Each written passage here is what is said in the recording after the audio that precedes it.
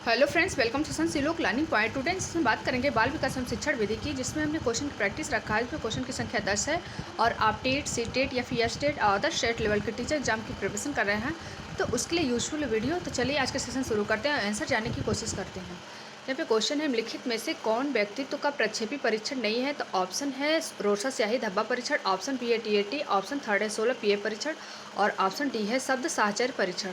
तो आप आंसर के अनुमान लगाने की कोशिश करिए और आंसर देने की कोशिश करिए। तो चलिए आंसर जानते हैं। रोसा स्याही धब्बा परीक्षण टीएटी और शब्द साहचर्य जो परीक्षण होता है वो अचेतन मन से संबंधित होता है। वो बच्चों को कार्ड आधारित परीक्षण कराए जाते हैं जो व्यक्तित्व का प्रक्षेपी परीक्षण के अंतर्गत आता है।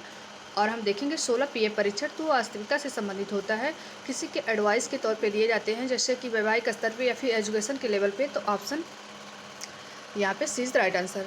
नेक्स्ट क्वेश्चन है, सीखी हुई बात को स्मरण रखने फिर पुनः स्मरण करने की जो असफलता है वह कहलाती है क्या? तो ऑप्शन है पुनः स्मरण, ऑप्शन बी है विस्मृति, ऑप्शन थर्ड है संवेदना और ऑप्शन डी है स्मृति।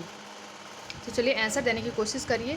सीखी हुई बात को स्मरण रखने या पुनः स्मरण करने की असफलता, तो जो बात हम प्रारंभ में सीखते हैं और उसको लंबे समय तक याद नहीं कर पाते हैं तो उसकी जो योग्यता होती है वो क्या कहलाती है? तो वो विस्मृति कहलाती है। जो भूलने वाली जो हमारी एक तरह से बीमारी कहलाती है विस्मृति, उसको हम पुनः स्मरण नहीं कर पाते हैं। Option B is the right answer. Next question है, निम्न में कौन सृजनात्मकता से संबंधित नहीं है? तो ऑप्शन है मौलिकता, प्रवाह, मितव्ययिता और उपयोगिता।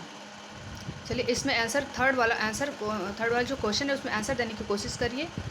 तो इसमें सृजनात्मकता मतलब रचनात्मकता से संबंधित होती है। किसी भी चीज़ को हम जो अब खुद से क्रिएट करते हैं, बच्चे खुद से उसको एक तरह से सृजनात्मकता उनके अंदर होती है जो मोटिवेशन के तौर पे। तो यहाँ पे समझते हैं किसमें कौन संबंधित नहीं है? तो मितव्ययिता संबंधित। मितव्ययिता यहाँ कोई चांस नहीं है, क्योंकि मौलिकता वास्तविकता से संबंधित होती है और उसमें निरंतरता, प्रवाहपन होना चाहिए। और जो ऑप्शन डी है उसमें यूजफुल जो भी क्रिएट किया गया है होना चाहिए।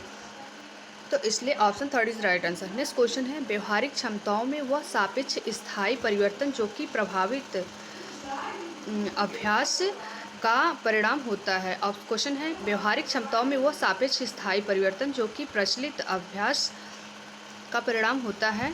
तो ऑप्शन देखेंगे अधिगम, अभिप्रेरणा, थर्ड ऑप्शन है अभिवृत्ति और फोर्थ ऑप्शन है अभिक्षमता। तो चलिए आंसर देने की कोशिश करिए। तो यहाँ पे व्यवहारिक से ही समझ सकते हैं आपकी स्थायी जो व्यवहारिक क्षमताओं में वह सापेक्ष स्थायी परिवर्तन, तो हमें किस चीज़ में परिवर्तन दिखता है या फिर परिमार्जन दिखता है? तो अधिगम से हमको यही दिखता है। Option A is the right answer. Next question है, संघनन का सिद्धांत निम्न में से किसकी व्याख्या करता है? ऑप्शन है अधिगम, स्मृति, ऑप्शन थर्ड है अभिप्रेरणा और ऑप्शन फोर है सृजनात्मकता। तो संघनन का सिद्धांत निम्न में से किसकी व्याख्या करता है? तो आंसर देने की कोशिश करिए। तो संघनन का सिद्धांत से मतलब है कि हम प्रारंभ में जो ग्रहण करते हैं उसको लंबे समय तक याद कर पाएँ या फिर उसको स्मृति के तौर पे रख पाएँ। तो यहाँ पे बी ऑप्शन इस राइट आंसर होगा, स्मृति, जिसको हम लंबे समय तक याद करके पुनः याद कर पाएँ। नेक्स्ट क्वेश्चन है, मनोविज्ञान की प्रथम प्रयोगशाला कब स्थापित हुई? ऑप्शन है 1887 में, ऑप्शन बी 1918, ऑप्शन थर्ड है 1879 में, ऑप्शन डी है 1869 में। तो ये तो बेसिकली आपने क्वेश्चन आंसर जान गए होंगे। तो यहाँ पे ऑप्शन होगा सी 1879 में जर्मन के लिप्सिक में ये प्रयोगशाला स्थापित हुआ था, जिसका यूज 1890 में विलियम जेम्स ने किया था। नेक्स्ट क्वेश्चन है, वुडवर्थ के अनुसार स्मृति का आयाम नहीं है। ऑप्शन है धारण, पुनः स्मरण, पहचानना या तर्क करना। तो वुडवर्थ के अनुसार स्मृति का, यहाँ स्मृति की बात हो रही है तो उसको धारण किए हुए बात को याद रखना, फिर पुनः स्मरण करना और पहचानना हुआ। ऑप्शन डी होगा, तर्क करना नहीं है। नेक्स्ट क्वेश्चन है, यहाँ पे क्वेश्चन है बुद्धि लब्धि की खोज किसने की थी? तो बिने ने, ऑप्शन बी है साइमन या फिर ऑप्शन थ्री है स्टर्न और ऑप्शन डी है टर्मन ने। तो आप आंसर देने की कोशिश करिए कि बुद्धि लब्धि की खोज किसने की थी? तो बिने, साइमन, स्टर्न एंड टर्मन। तो यहाँ पे ऑप्शन थर्ड होगा, स्टर्नबर्ग ने बुद्धि लब्धि की खोज की थी, जो कि उसका फॉर्मूला है मानसिक आय बटे वास्तविक आय इंटू 100। ये विलियम स्टर्नबर्ग ने दिया था। और यहाँ पे देखेंगे टर्मन को, तो टर्मन ने सापेक्ष योग्यता संबंधी दिए थे और साइमन जो बिने ने सबसे पहले बुद्धि लब्धि की जो यूज़ किया था सबसे पहले 1905 में बीने ने किया था, लेकिन आज के तौर पे देखेंगे तो वर्तमान समय में तो साइमन स्केल के नाम से जाना जाता है, तो इसलिए यहाँ पे option C is the right answer होगा। नेक्स्ट क्वेश्चन है, विकास के मनोसामाजिक सिद्धांत का प्रतिपादन किया था, तो ऑप्शन है एरिक्सन द्वारा, ऑप्शन बी है फ्रायड द्वारा और ऑप्शन थर्ड है कोहलर द्वारा और ऑप्शन डी है वाटसन द्वारा। तो आप आंसर देने की कोशिश करेंगे कि विकास के मनोसामाजिक सिद्धांत का प्रतिपादन किसने किया था।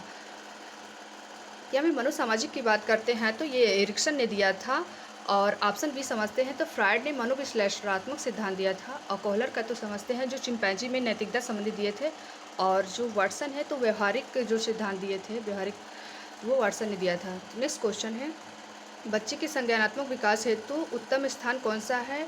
ऑप्शन है खेल का मैदान, ऑप्शन बी है समाज